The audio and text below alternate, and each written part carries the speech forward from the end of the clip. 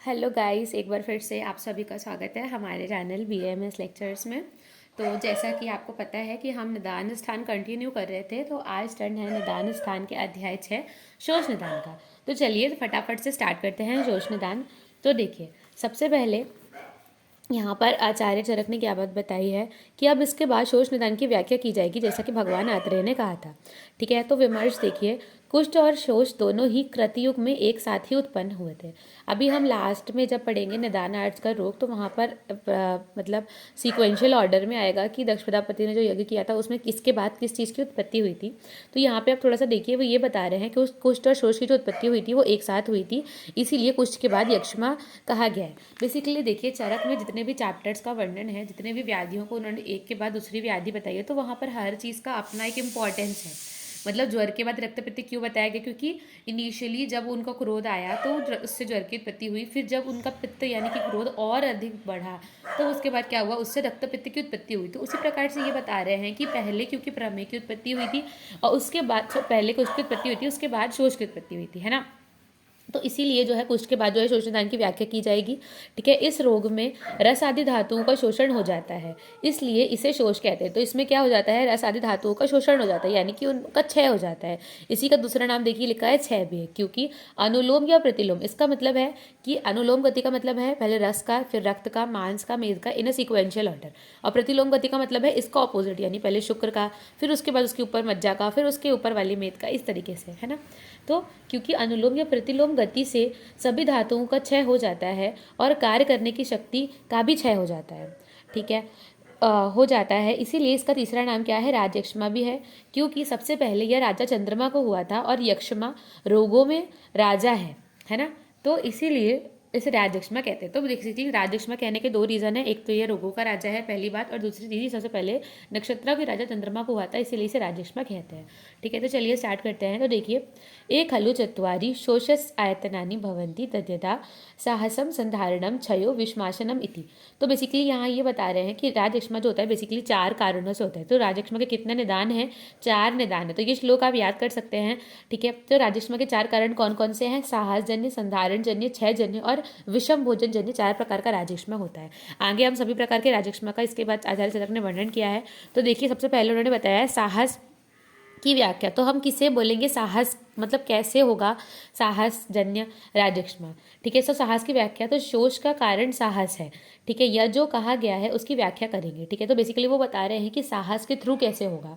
ठीक है, तो देखिए, जब मनुष्य दुर्बल होने पर भी बलवान से लड़ाई करता है। ठीक है, मतलब कुल मिला के साहस मतलब लोग एक्स्ट्रा करेज जब दिखाते हैं और उसकी वजह से उन्हें लॉस होता है, तो वहाँ पे वो पूरे निदानों का यहाँ वर्णन किया गया है। देखिए, जैसे कि जब मनुष्य दुर्बल होने पर भी बलवान से लड़ाई करता है अथवा बहुत बड़े धनुष को चलाता है, या अधिक बातचीत करता है, या अधिक पहाड़ ढोता है, या पानी में अधिक दूर तक तैरता है, उपटन और पैरों पर शरीर पर आघात यानी पैरों द्वारा शरीर को कुचलवाना, यानी एक्सेस में कोई भी काम करता है, अधिक रूप में करता है, बहुत दूर तक रास्ता चलने से शीघ्र दौड़ता है, या शरीर में अधिक चोट खा जाता है, और अन्य कोई भी इसी प्रकार का विषम या अधिक व्यायाम आदि कार्य करता है, तो उस अधिक कार्य के कारण करने से उसकी छाती में क्या हो जाता है, छत हो जाता है। तो देखिए, अगर हम एक्स्ट्रा ऑक्सीजन उसको लंग्स पे एक्स्ट्रा प्रेशर डालेंगे तो बेसिकली क्या होगा कि यहाँ पे हमारी बॉडी को एक्स्ट्रा ऑक्सीजन की नीड आएगी, तो वो एक्स्ट्रा ऑक्सीजन क्या करेगा, वो कंज्यूम करने की कोशिश करेगा, लेकिन इतना ऑक्सीजन इतनी जल्दी लंग्स मतलब वो नहीं कर पाएंगे, प्रोसेस नहीं कर पाएंगे, ना हार्ट उतने ज़्यादा ब्लड को वो ले पाता है।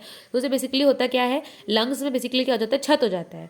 ठीक है, उसके बाद देखिए, साहस जन्य आप यक्ष्मा की संप्राप्ति, तो उन्होंने बोला कि अब देखिए होगा क्या, बेसिकली कैसे होगा उसको राजयक्ष्मा। ठीक है, तो उससे विदीर्ण वक्ष प्रदेश में वायु भर जाती है। तो विदीर्ण मतलब क्या हुआ, जहाँ पर उसके लंग्स में जहाँ पर भी चोट आई, तो बेसिकली देखिए विदीर्ण या फिर ये जो लिखा है ना छत, इसका मतलब ऐसे मत समझिएगा कि एकदम खूनी आने लग गया, है ना, ऐसा नहीं होता है। क्षीर्ण होने का मतलब होता है कि वहाँ की सेल्स काम नहीं कर रही हैं, है ना, वो ऑक्सीजन को वो नहीं कर पा रही, उनका ट्रांसपोर्ट नहीं कर पा रही, इस तरीके से यहाँ पे मतलब है उसका कि जब छत हो जाता है तो वहाँ पे क्या होता है, वायु भर जाती है। अपन को पता है कि कोई भी खाली स्पेस है, मान लीजिए यही खाली स्पेस है, तो यहाँ पे कुछ नहीं है, तो यहाँ पे क्या है, वायु है ना, तो उसी प्रकार से जहाँ भी खाली स्पेस होता है वहाँ वात आ जाती है। तो वही बता रहा है कि जब वहाँ पर स्पेस हो जाएगा, ठीक है, तो वहाँ पर क्या आ जाएगी, वात भर जाएगी। वहाँ भरी हुई या वायु वक्ष प्रदेश में रहने वाले कफ के साथ साथ में लेकर पित्त को दूषित करती हुई ऊपर नीचे और तिर्यक चलने लगती है। तो देखिए क्या होगा, अपन को पता है ऊर्ध्व जत्रु का किसका कौन से दोष का वो है, कफ का है तो क्या होगा कि कफ के साथ क्या करेगी, वात मिल जाएगी और फिर क्या करेगी, पित्त को भी दूषित कर देगी। यानी तीनों दोषों को क्या कर दिया उसने, प्रकोपित कर दिया। सबसे पहले क्या हुआ, साहसजन्य राज्यक्षमा में सबसे पहले उसने क्या किया, बहुत ज़्यादा एक्सेस में काम किया।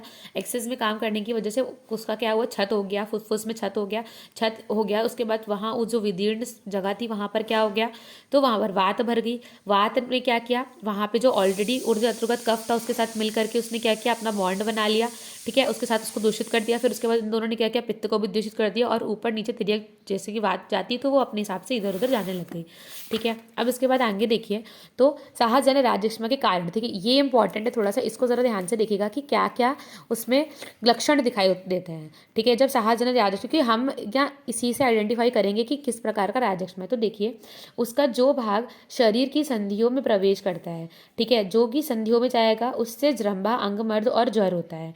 जो भाग आमाशय में जाता है इससे उरो रोग और अरोचक होता है। तो ये आपको ना अलग अलग याद करना पड़ेगा, पॉइंट्स बना के लिख लीजिएगा कि जब साहसजन्य राज्यक्षमा होता है तो उसके क्या क्या लक्षण होते हैं, ठीक है। तो जब संधियों में प्रवेश करता है तो क्या होता है, जम्भाई, अंगमर्द और ज्वर उत्पन्न होता है। जब आमाशय में प्रवेश करता है तो क्या होता है, उरो रोग और अरुचि उत्पन्न होती है। जब कंठ भाग में प्रवेश करता है तो क्या होगा, कंठ विकृत और स्वर भेद होगा। जब प्राणवायु स्रोतस में प्रवेश करेगा तो क्या होगा, श्वास और प्रतिशय उत्पन्न होता है। और जब शिरोभाग में मतलब जाता है तो उसे क्या बोलते हैं, उससे क्या होता है, शिर विकृत होता है।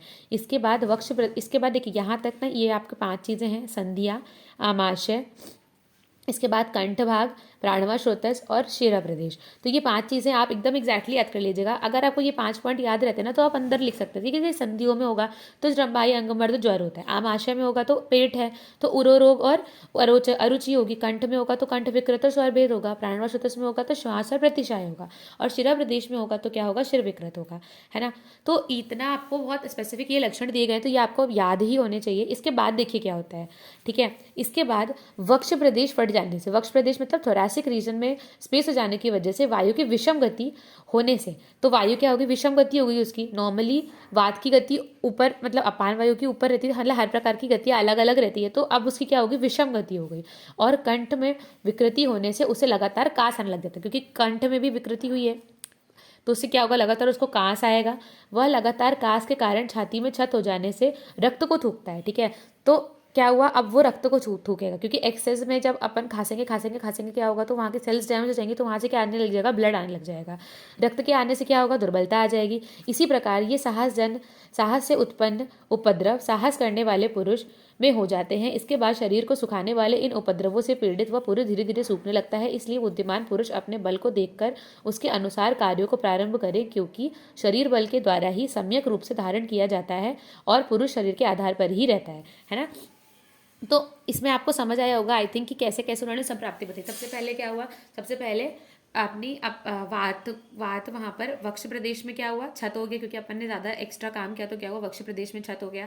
छत होने से क्या हुआ, वहाँ वात भर गई। फिर उसके बाद वात अपनी अपनी अलग अलग स्पेस में चला गया, ठीक है। वात की विषम गति हो गई तो वो अलग अलग जगह चला गया, ठीक है। तो अलग अलग जगह में कंठ में गया तो अलग अलग जगह तो उसने अलग अलग अपने इफेक्ट्स किए, अलग अलग दिखाए। पर जब वो कंठ में गया तो उसने क्या किया, कंठ को विकृत किया। अपन ने देखा ऊपर पढ़ा, तो कंठ को विकृत करने से क्या हुआ, बार बार खांसी आने लगी। अब आप खुद ही सोचिए, खांसी आती किसी को ज़्यादा आती तो ऐसे पेट दर्द होने लग जाता है। तो जब बहुत ज़्यादा खांसी आएगी हिस्ट्री में तो वहाँ की मसल्स, ब्लड वेसल्स फट जाएंगी, मसल्स डैमेज हो जाएंगी, तो क्या होगा, रक्त को थूकेगा। तो इससे क्या हुआ, रक्त धातु का धीरे धीरे शरीर में क्षय होने लग गया। तो अब रक्त का क्षय हो रहा है तो रक्त के नीचे जितनी भी धातु है सबका धीरे धीरे करके क्षय होगा। तो इस प्रकार मनुष्य क्या हो जाएगा, दुर्बल हो जाएगा। दुर्बल होने से क्या होगा, उस साहसजन्य राज्यक्षमा की उत्पत्ति हो जाएगी। तो इसीलिए उन्होंने बोला है कि मनुष्य को अपने बल के अनुसार ही कार्य करना चाहिए, ठीक है। अब इसके बाद देखिए, अपने जीवन की रक्षा करता हुआ पुरुष साहस संबंधी सभी कार्यों को ना करे, है ना, क्योंकि जीता हुआ मनुष्य तो अपने कर्म के अनुसार अभिलक्षित भोगता है ना। तो जो उसका कर्म करेगा वैसा ही भोगेगा। तो अगर आप एक्स्ट्रा साहस से काम करेंगे तो उससे आपको नुकसान ही होना है। तो अपने मतलब बॉडी के अकॉर्डिंग आपको काम करना है, ऐसा बताया गया है, ठीक है। तो अपन ने 4 प्रकार के पढ़े थे, 4 प्रकार के उसके हेतु पढ़े थे कि साहस जन्य, संधारण जन्य, उसके बाद एक तो विषम भोजन जन्य था और एक और क्या था, धातु क्षय जन्य, ठीक है। तो संधारण, अब अपन साहस की बात कर चुके हैं। अब देखिए संधारण क्या होता है। संधारण का मतलब बेसिकली होता है मल मूत्र को रोकना, ठीक है। संधारण मतलब होता है वेगों को रोकना, ठीक है। तो देखिए, मल मूत्र के वेगों को रोकना शोष का कारण है, यह जो कहा जा रहा है उसकी व्याख्या करेंगे। अब मनुष्य राजा के समीप या मालिक के समीप में या गुरु के चरणों के पास। अब देखिए ये वो जगह है जहाँ पर वो चाह कर भी अपने वेगों को उसे रोकना ही पड़ता है। तो वो वही चीज़ बता रहे हैं कि जब वो राजा के समीप हो या मालिक के समीप हो या गुरु के चरणों के पास हो या जुआरियों की सभा में हो या अन्य सभ्य समाज में या स्त्रियों के बीच में जाकर अथवा ऊंची नीची सवारियों में चलते हुए भय के प्रसंग से या लज्जा से या घृणा में से आए हुए वात मूत्र मल के वेगों को रोकता है। तो क्या होता है, उससे उसकी वायु क्या हो जाती है, कुपित हो जाती है।